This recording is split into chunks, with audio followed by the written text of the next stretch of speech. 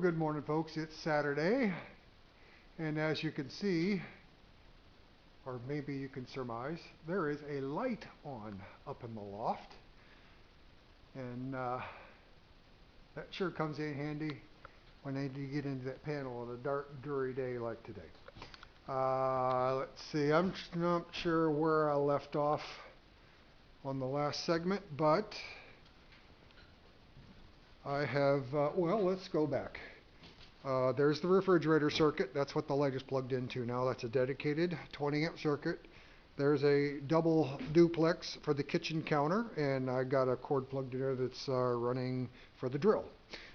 There's the other set of plugs for the kitchen counter, which is actually where the stove is going to be. And so a place to plug in the coffee pot or whatever, and for the stove, for the electronics on the gas stove when we get that in. That's two 20 amp circuits inside, and then on the outside I have two outlets or receptacles on each wall on the outside. The one on that wall and the two on this wall, I ran short on 20 amp receptacles, so I have to pick a couple of those up, and then I will finish that out. I have started devising out for the living room, and those are for like the TV and whatever else we're going to have on there. Getting around here to the other side, there's another receptacle there, another receptacle there, another receptacle there, and of course this circuit is not energized yet. I don't have it connected at the panel, but this will be the TV sitting area, living room, whatever you want to call it. And I'm getting ready to start working the dining room. This is going to be a switch, and I may change that box out for a duplex box. I can't remember what you call it. Anyway, because I'm going to want to switch for inside and for outside on the porch. I'm not going to install those lights yet, but we're not covering the walls until sometime next summer. So at that point I can put an outside light on either side of the door, and of course we're going to have receptacles, which you can see the yellow cord here. There's a receptacle box right there, and it just needs a receptacle put on it, and that'll be done. But for now, dining room area, which is going to be over in this corner. So receptacle here, receptacle there, receptacle there, and then I can connect the home run, and we'll have 15 amp circuits all on this end of the house. So I think that's where I'm at for now. It's kind of nice when my phone's getting low on charge. Now I can just plug it in. Very convenient. Also, I want to get done today is this is going to be the circuit for the washing machine, which will be sitting right here under the window. So I've got to get a hole punched up through and run a wire for that, and that will also be a dedicated 20 amp circuit. And yeah, we're coming right along. So that's what's going on. I'm going to put you on the tripod and let you watch me connect a receptacle. And this is how I do it. If you do it a different way, that's fine and good. But if you're going to be posting a rude comment, then I'll just hit the delete button. That's just how it works. Okay, back in a bit. Okay, so here we go. There's a receptacle, and I'm putting the ground pin up. A lot of people like to put it down so plugs don't fall out, but actually you are supposed to put them up as far as I know, and this is what I'm doing all throughout the house. And this is actually the first time I've ever done it this way. But in the event that you drop something metallic down on the plug while you're putting it in, it's going to hit the ground pin and not a live electrode. So again, this is, I'm going to be putting staples in here also. Let's pull it out. This is, yeah, this is the one coming from that direction. This one's going over there. So first things first, let's get some staples in. And this is the tight space, so I'm just going to go ahead and do it, and I'll be back in a minute. That's done. And just so you know, putting the wire staples in here, it's not to keep the wires from moving up and down, it's to keep them centered in the on the board, on the stud. So just thought I'd throw that in there.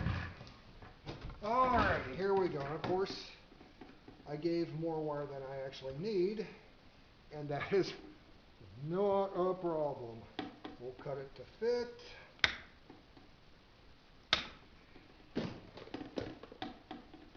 Because, as I tell my wife frequently, it's better to have and not need than to need and not have.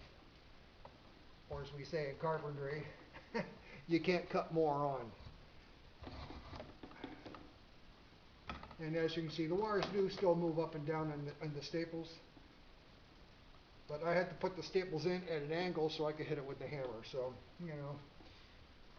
that's all fine and good. Again, it's not to keep the cables from moving up and down. It's to keep them centered in the stud pocket.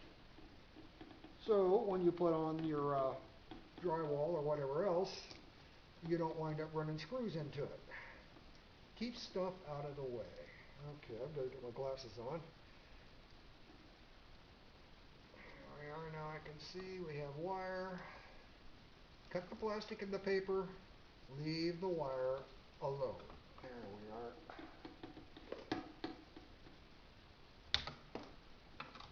Put that down so it don't get pricked.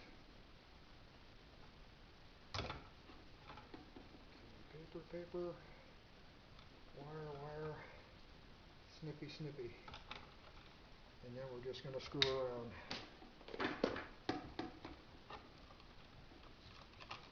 Alrighty. Next thing we want to do. And I kind of like this new style of receptacle. I was trying to do the shepherd's hook and go around the screws. But these new styles, they actually have them. So when you take the screw down, it clamps them right in. I'll show you that in a minute. And I'm really taking off more insulation than I need to. But that's okay, because we have more wire than we actually need anyway. And it's all going to work out in the end. Okay, positives go over here, grounds go up here, and neutrals go over here. So, let's see if I can get that in here. Come on in. Come closer.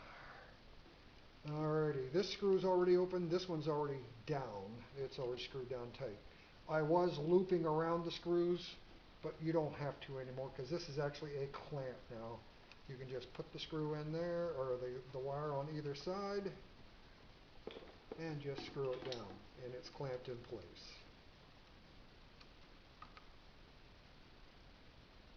And because we're safety grounded, we're not going to let the magic smoke escape out of the wires. And that is the name of the game. Okay, put this wire in here. Well, put that wire in there. Stay in there now. Be nice. See if I can get my hands out of the way. Okay, those wires are in. And again, I've got a little more than I need. But that's okay. And then we'll just screw it down. Yep, we got bare wire, no insulation in there. And there's that. Now for the next little trick, we're going to take one of these ground wires and loop it around the green screw. The ground screw does not have a clamp function, it's just a screw. Screw that on there. Oh, sorry, kind of getting in the way here. There's that. Okay, final check, because the Phillips head actually does slip a little bit. We'll get the straight blade in there, clamp that right down. And now, we'll just get this together here. Get the lineman's pliers. So I can get a grip. Come on. Then on there. Twist that wire together and it is not coming apart. And to double ensure, what we do now, put on a wire nut. Boing. Orange, the small orange, is generally speaking for 14 gauge wire for this 15 amp circuit. Just thought I'd throw that out there. And one thing that I like to do, and I've done it ever since I apprenticed with a wonderful gentleman who's probably no longer with us, but his name is Don Libby from Libby Electric. He's was a retired master sergeant from the Air Force, aircraft mechanic, and I apprenticed under him for a couple of years before I moved to Ohio from Maine, and then instead of working general contracting and residential work, I did a lot of commercial work down in Ohio for a few years, building restaurants, and did one job in the Coca-Cola bottling factory. I think it was Coca-Cola, maybe it was Pepsi, in Columbus, Ohio. And you want to talk about a racket, because they were using all glass then. It was still glass and metal. So there, that's together. Now we can put this inside. I put this tape on here just so, if we want to work on it, we can pull it out without getting zapped, because a lot of times you don't bother throwing the breaker off just for doing one thing. So now that won't bother anything, and if this wire gets in there somehow, that's not going to hurt anything either, because now the tape is protecting the hot terminals. Now we'll just put that screw, if I can get on the screw, into the little hole there in the box. Almost made it. Alright, we'll do it that way. Get that started. Come on. Get that started. And then save wear and tear on the wrists.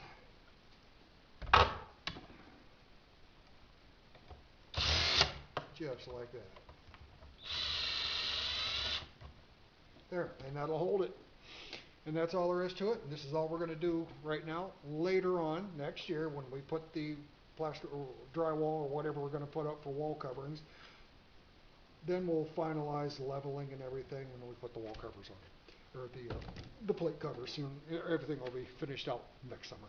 Hope you enjoyed that little episode. We'll talk to you later. See ya. Bye. Okay, here's a slight conundrum. We have 3 wires to connect this time, but we have 2 screws, and there's 2 spots inside each screw. So you put 2 on one and 1 on the other. We'll do it just like this. Now I have to open up that screw, or loosen the screw. Open that one. That'll accept the wire. Or I could do the shepherd's hook, as they say, and put it around the screw. But this is the way these receptacles are meant to be used this way. So there we go. We're going to do it that way. So we'll start out with, let's see, this one is the home run. That's the wire coming from the breaker panel. So I will put that on by itself. Put that in there. Handy dandy screwdriver. Screw that down. And just so you know, the copper colored screws are the hot, the silver colored screws are the neutral, the green screw is the ground. Goes into, goes out. And if you keep that straight, you'll keep the magic smoke inside the wires where it belongs. Then you'll have lights and a toaster oven, and everybody's happy. There's that. There's that. Sorry if the view isn't as good. And this is the neutral wire coming from the panel, so we'll put that in by itself. And it doesn't matter if it's the same side, as the hot wire, because these are all connected. It's quite all right. These receptacles can be made so half is powered all the time and the other half is, like say on a wall switch, there's a tab right here in between the terminals on both sides. You snap that tab out and you have yourself a switched receptacle if you want to do that. No extra charge for that information. Just thought I'd throw that out there for you. I will not be doing switched receptacles for, I don't think, anything in this house. One convenient place to do it is like the bedrooms. You can, when you walk in, you flip on a switch, you got a light. But then at night, you turn off the lamp at the bed, And the next time, because you're going to forget, you're going to walk in and flip the switch and nothing happens. Now what the heck's going on here? Okay, we'll get the flathead screwdriver in here and get that a good final wrench down. That. And as you'll notice, there's no fingers, no rings or watches or anything like that. Even though I know for a fact, because I've verified, that the breaker is off. In fact, the wire isn't even connected to a breaker upstairs yet. So there's that. Push that in there. Get that pre-positioned. And we're going to take a wire, and it doesn't matter which one because they're all going to get connected. We're just going to take that wire and wrap it around the screw. And it's in fairly close to the box, but that's all right. Put that on. Tighten that down. And now, because I'm going to have 3 wires getting twisted together, I will use a yellow wire nut. Let's see. Can I get all 3 of these to twist up? Haven't done this one in a while. And I know you probably can't see. My hand's in the way. I'm just going to have to do it. Let's see. Get the wires on there.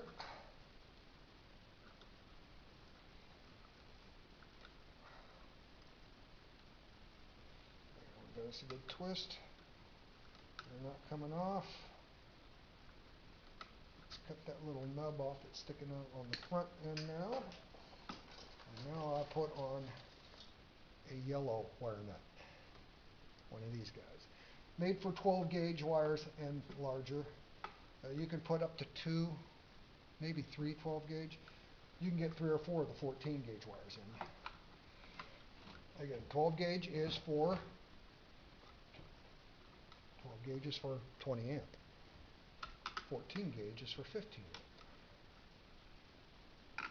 And the larger the number, the smaller the wire. Counterintuitive, I know. And again, everything else is the same. Put on the tape. And this just keeps things, just one more extra layer of insurance. There's that. Put the wires in.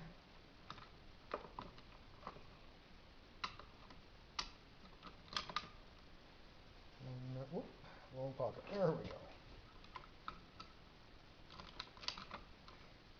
And these little devices are fairly rugged, but you can break them, so you don't want to get too manhandly with them. It's a word because I decided it to be manhandly.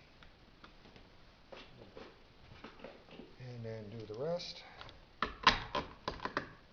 And yes, the box is plenty big for the amount of wires I got in there.